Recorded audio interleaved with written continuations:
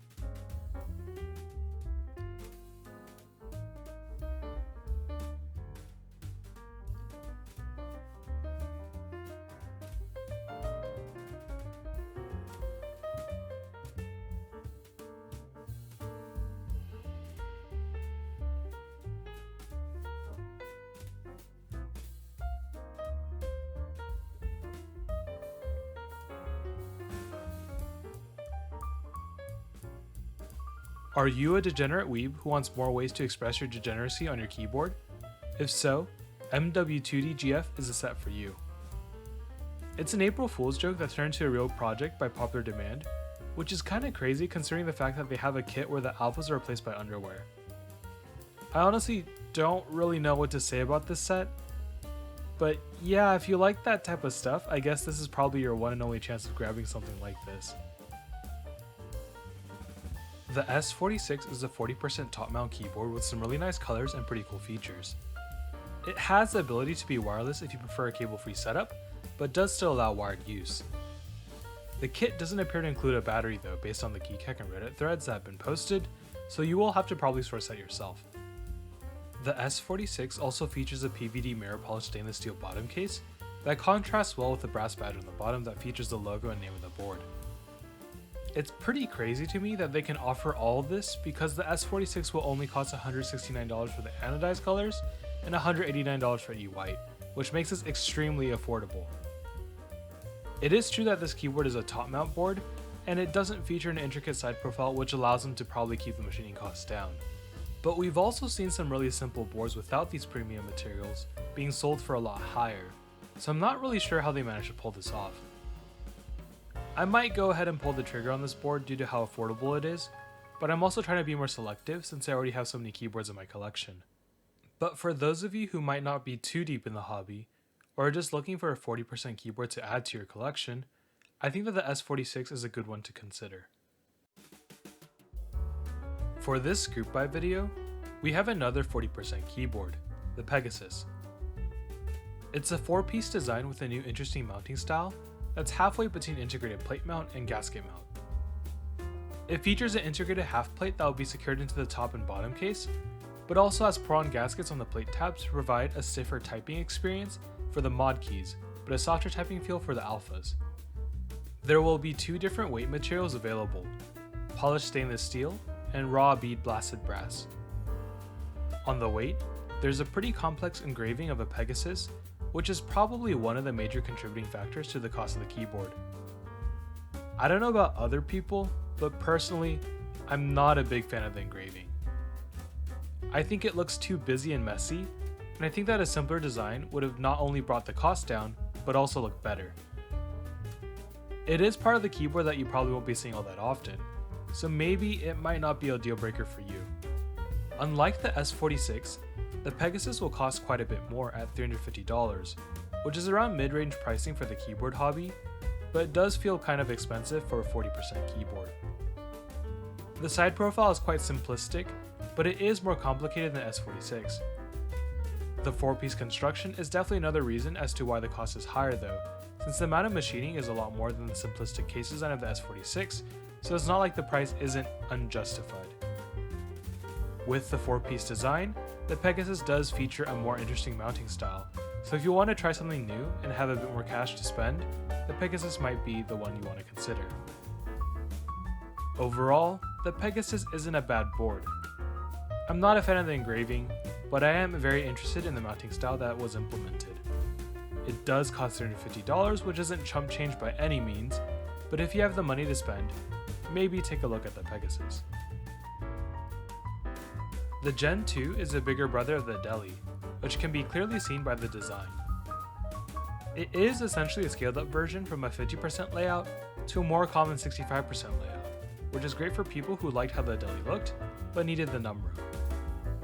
Personally, I kinda prefer the Deli over the Gentoo because I think the form factor fit the design better, but the Gentoo is technically a lot more usable in comparison with the Deli. A lot of the design choices in the Deli are largely kept the same for the Gentoo, but for this time around, accent pieces will be sandblasted rather than PVD coated. The designer of the board said that this was so that the accent pieces would have a more natural element to mesh better with more key sets, but honestly, I disagree with this a lot.